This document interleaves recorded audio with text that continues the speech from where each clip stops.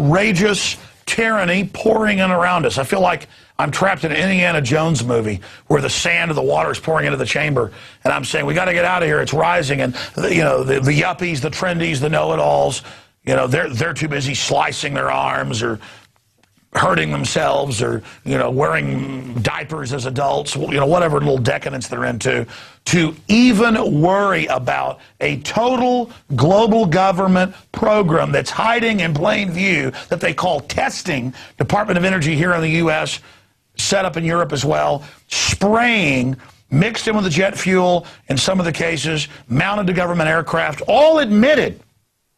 Not condensation trails, ice crystals, no. But barium salts, aluminum dioxide, other nuclei mixed in so that it creates an artificial haze. And NASA admits we're more than 20% darker, less sunlight hitting us. You don't just think they put that in the Matrix movies, you know, 10 years ago because they thought that up about a global plan to black out the sun. But the scourge isn't the machines, it's us. This is part of the UN says, if you don't play ball with them, they'll just spray you and shut down your weather. Now, here's my frustration. I knew they were going to announce global government with this European crisis years ago. It's now happened. I know all of this. I know they're spraying us every day. I know they're spraying my family. I know we're all filled with heavy metals. I know it's hurting us. And Aaron Dykes, I asked him last Friday, I said, get together our research for Dark Skies, the documentary. We may make it someday, but we're just going to go ahead and start releasing the information and reports. This is just a small part of it right here. Government documents, hour after hour of them on video. Okay? And then I just said, look, he was literally out there 20 minutes ago before we went live. I said, get in here. We got to present what you've got. All these video clips, all this documentation, it's so frustrating. Will the yuppies even watch? Will they even care? Because you get into how they denied this stuff existed, but the people that broke down what they were doing accurately named the chemicals that were being used. But the question is, how long has it been happening? Why is it happening? What's the end game? I'll tell you the end game here at the first, then we'll go to Aaron.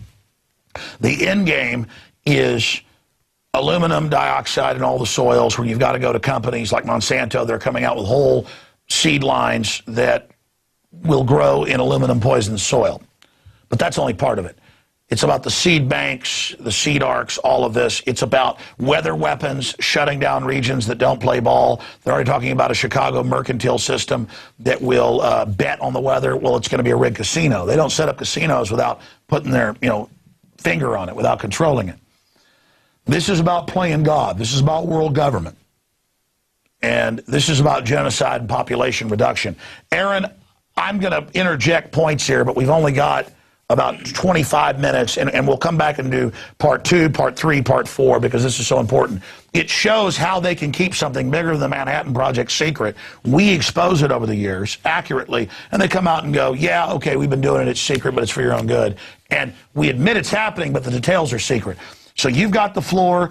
Go through as much as you can, the video clips, all of it. This is incredible information. Yeah, just like you saw back in the 70s with Kissinger and the food as a weapon plans under national security, you see global warming and chemtrails under a national security proposal. And you'll see a lot of the quotes here of Kissinger talking about food as a weapon. Is the U.S. prepared to accept food rationing to help people who can't or won't control their population growth? They're talking about withholding food aid. Would food be considered an instrument of national power? You've heard the Club of Rome talking about how mankind itself is the enemy when it comes to environmental concerns like global warming and the rest of it. The real enemy is mankind. That is from the 1990s with the Club of Rome group. And then coming up at that was the head of the CFR, too. He's also Club of Rome.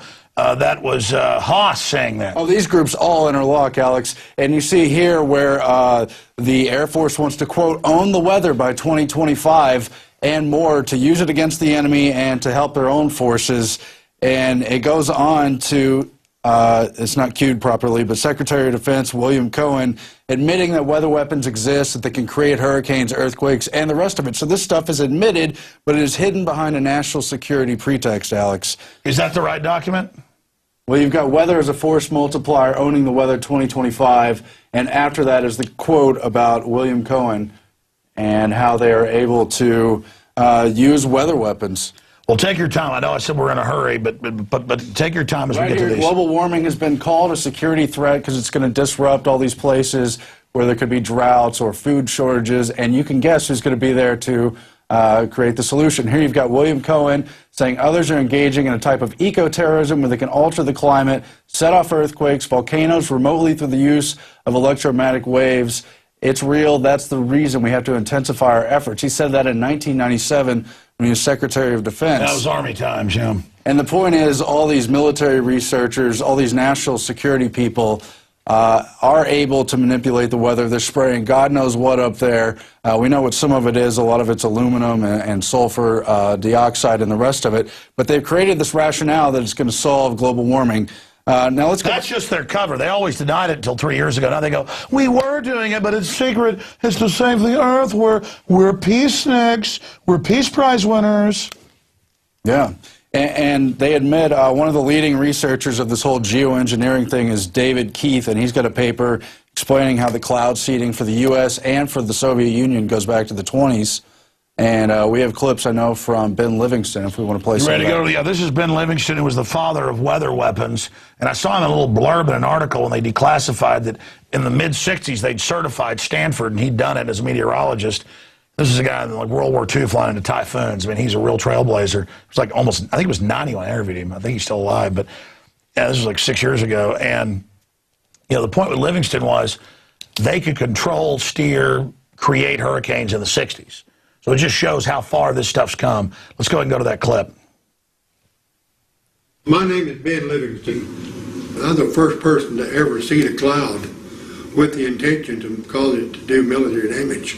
I know I can say that, and I did it several times before the next person did it. We were doing quite a lot of testing work out over the test range at China Lake, California, where we dropped cloud seeding flares or silver iodide generators into clouds, or just where we wanted to see what the reaction was. And it was there when I learned for sure that you could really change a cloud by the amount of silver iodide you put in it and where you put it. These are cloud seeding dispensing units on the side of C-130s. As you can see, these units held 52. These dispensers held 52 units. We were the first ones to fly into hurricanes for the purpose of modifying them, if you will. That was Project Storm Fury. I began to be extremely confident that we could do whatever about what we wanted to with a hurricane. The Project Storm Fury had been going on since 1961, and they had already done, or had done 2 experiments, one in 61 and 63. Well, by 1964, when I was there in 1964, I wrote the plan and started to have and track animation for every flight that was on the hurricane cloud seeding experiments. So we had documentation for everything.